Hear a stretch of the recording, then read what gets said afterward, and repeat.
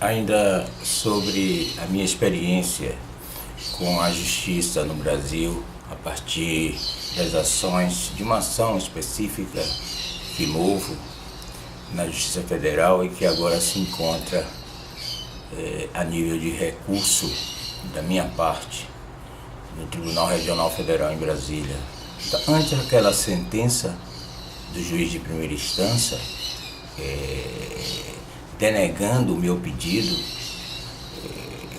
contra os réus, todos eles, os três dirigentes em funções de mando na Faculdade de Comunicação da Universidade Federal da Bahia e a própria reitora, então, da Universidade Federal da Bahia, a reação de colegas e também de advogados aqui em Salvador e de colegas por todo o Brasil e até no exterior, foi encarar aquilo como uma sentença estapafúrdia, já que o juiz original do caso, o juiz Carlos Dávila Teixeira, ele fugia completamente na sua sentença do objetivo, do pedido principal da ação, por mim protocolada em 2012, para fazer ilações, inclusive a respeito do meu caráter. A outra coisa é que aquele tipo de decisão parece como se estimulou dirigentes de funções e órgãos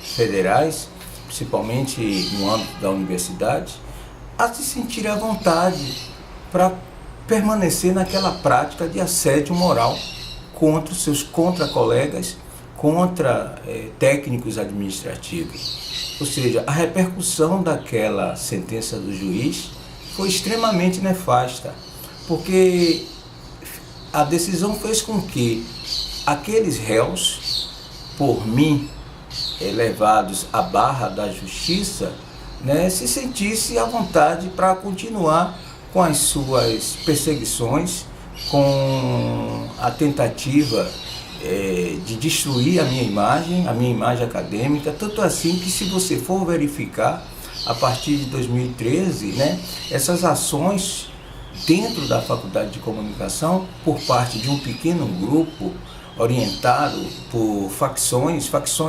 partidarizadas, elas crescem. Eu cheguei a ser alvo de ataques pessoais, violentos e agressivos, dentro do ambiente da Faculdade de Comunicação, por parte de um pequeno grupo de estudantes orientados pelo centro acadêmico, que por sua vez é uma veia de transmissão de uma facção do Partido dos Trabalhadores. A minha imagem foi exposta publicamente por essa ação nefasta, também nefasta. Portanto, aquela ação, aquela decisão do juiz é extremamente questionável, extremamente perigosa. Eu tive então que recorri. Agora o TRF1 deverá se manifestar. À época recebi uma série de apoio. Falei no último vídeo, que acabou antes do tempo, que a própria ministra Luísa Bairros, então ministra Luísa Bairros, hoje falecida, além de centenas, dezenas de outros colegas, telefonaram para minha casa, dizendo: e agora, o que é que vai fazer? Ainda mais porque, além de negar o meu pedido, o juiz estabelece uma pena para mim, uma indenização que eu deverei pagar aos réus, caso o TRF1 mantenha a sentença. À época era R$25 mil, em torno de R$25 mil, que eu deverei arcar ante os réus, além de ter que pagar também os honorários dos advogados dos réus. Quer dizer, eu que vivo do meu salário, quer dizer, não ganho nada por fora, como por exemplo o próprio réu, junto com um grupo de professores da faculdade, que foram por mim também denunciados junto à Controladoria Geral da União, junto ao Tribunal de Contas da União junto ao Ministério Público Federal, por conta de uma parceria que eles fizeram com um grande grupo de comunicação aqui da Bahia, parceria pela qual em torno de 6 professores em dedicação exclusiva, né? Portanto, dedicação à docência, receberam por fora uma espécie de mensalinho durante cerca de 2 anos dessa empresa. A empresa que eu falo é a Rede Bahia de Comunicação, da família de Antônio Carlos Magalhães. Eles têm como tirar recursos de fora, além do salário. Eu vivo exclusivamente do meu salário e da minha profissão de docente. É daí que ganho, da minha profissão, quer dizer, do meu trabalho de pesquisador. Essas pessoas foram denunciadas num turbulento caso que eu revelei em 2013, e chamado Jornalismo do Futuro, né? Foi um projeto liderado pelo réu Giovandro Marcos Ferreira, que hoje é presidente da Intercom. Projeto esse que transformou o espaço público da Faculdade de Comunicação, né, numa espécie de puxadinho dessa empresa privada que levava estudantes da Faculdade de Comunicação para prestar serviços como estagiários, né, e dentro disso eles deveriam receber a orientação.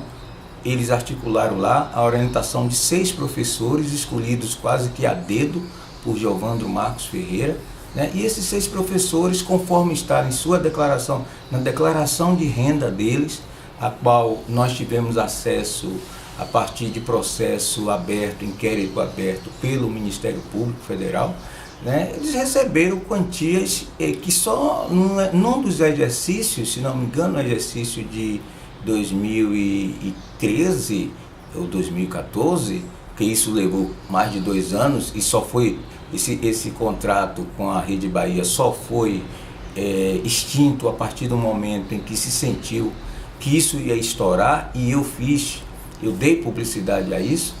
Eles ganharam só durante um exercício fiscal mais de 60 mil reais, além do salário.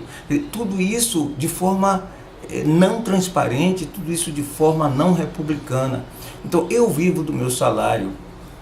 Terei que, se acaso for mantida a decisão do juiz Carlos Dávila Teixeira, arcar com um recurso, né, que eu particularmente não terei como desembolsar, né, caso mantida pelo TRF1 esse tipo de decisão. Eu terei que negociar, inclusive, porque isso pode levar a dificuldades financeiras por parte desse autor da ação de assédio moral. Então essas decisões judiciais são decisões que precisam ser vistas, e é isso que se propõe, inclusive, a CPI, a Comissão Parlamentar de Inquérito. Foi pedida essa comissão chamada Lava Toga, emulando a Operação Lava Jato. Os senadores, né, que têm autonomia para fazê-lo, pretendem exatamente investigar o comportamento de alguns magistrados que não são deuses, mas que se sentem deuses, agem como se fossem deuses, esses magistrados.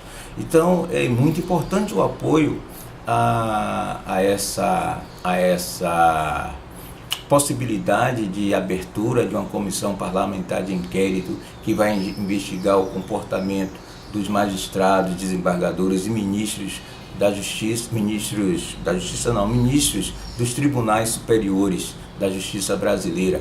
Aliás, a corregedora da Justiça, ex-corregedora, agora aposentada, baiana, Eliana Calmon, há muito tempo bate nessa tecla. A Operação Lava Jato não está completa se também não pegar setores do judiciário brasileiro. É ela, a corregedora da Justiça, quem disse isso. Na opinião dela, essa operação, que tem feito grandes benefícios ao combate à corrupção no Estado e na República Brasileira, precisa também ser voltada para o papel do judiciário. Ela diz, inclusive, é impossível que a Odebrecht, por exemplo, uma empresa também localizada aqui na Bahia, né, não tenha provas da participação de setores do judiciário no grande esquema montado pelas empreiteiras para, digamos assim, corromper o Estado brasileiro, o Estado democrático de direito brasileiro, resultando na explosão da violência no nosso país, porque falta recurso para combater a violência, falta recurso para a segurança pública, falta recurso para a saúde, falta recurso para a educação, porque grande parte desse recurso é canalizado para o bolso de alguns agentes públicos que deveriam defender a sociedade, e eles até discursam que defendem, mas no fundo eles são grandes ladrões, roubam a sociedade brasileira. Então é investigar, né, venda de sentenças, que juízes vendem sentenças, desembargadores, quer dizer, tudo isso tem que ser visto, porque nós, cidadãos, né, nós somos o soberano numa sociedade democrática de direito, numa república. Então é preciso verificar de fato isto.